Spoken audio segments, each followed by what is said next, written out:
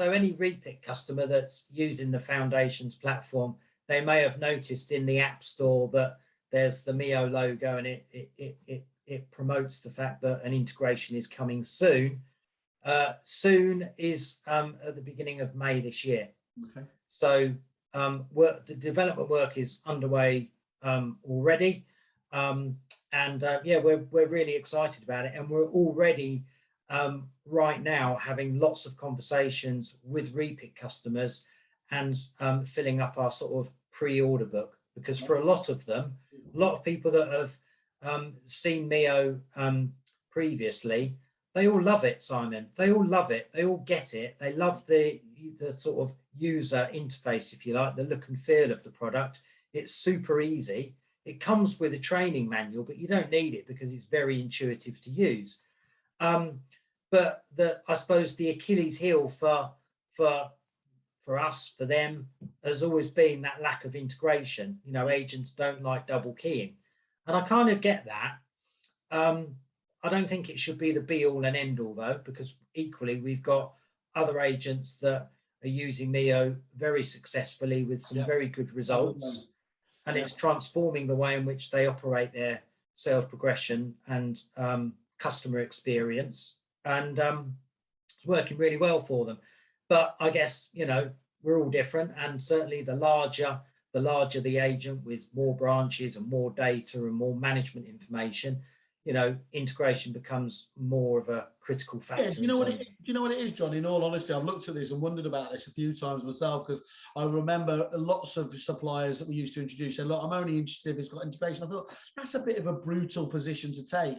But you know what it is? It's almost like that turning the pipeline round, the point you were talking about before.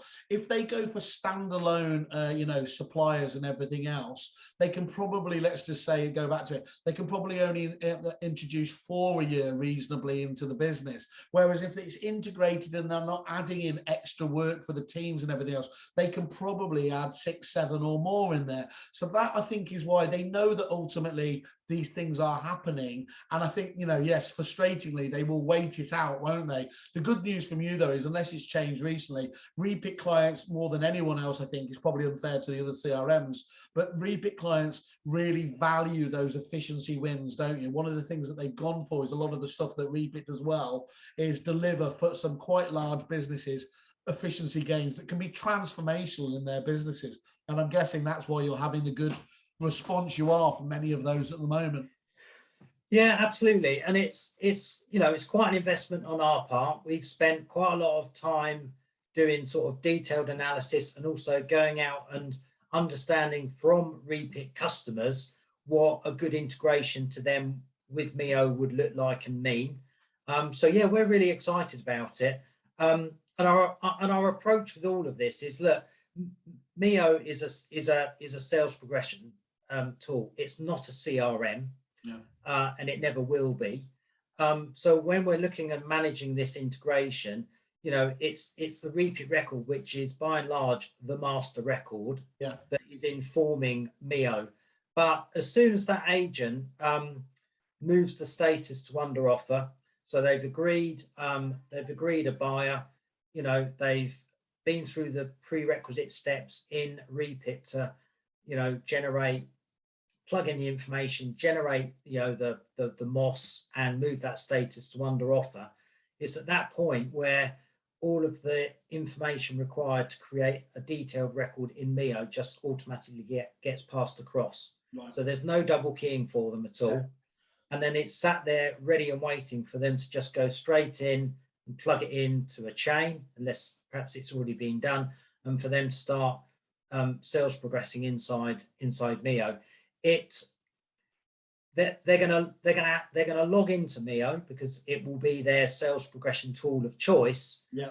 But you know, there's no restrictions on how many people in branch can have a login to Mio. Yeah. And then importantly, at the end of the transaction, when it gets to exchange and completed, all of the sales progression notes, a summary of all of those notes, will automatically get sent back to the Reapit record for the agent's record keeping purposes. Right, so proper bio-directional integration, which is what everyone wants these days. It is, yeah, it is. But predominantly, it's data inbound from Reapit because that's the master record. You know, yeah.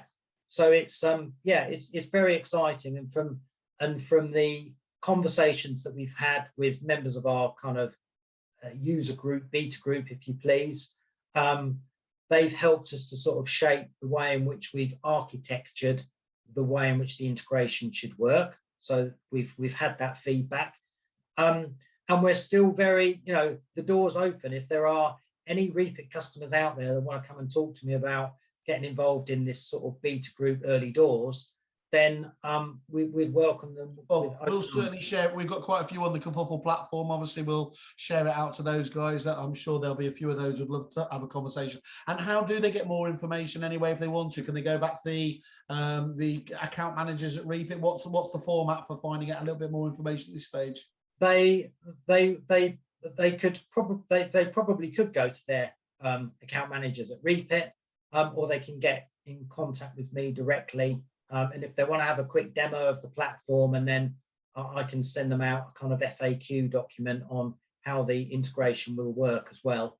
And if they jump on board early doors into the beta program, then they're also going to benefit from MEO being free for the remainder of the year. Lovely. Oh, I was going to say a little sweetener there. You can't really get better than that, can you? In terms of price, so that's great.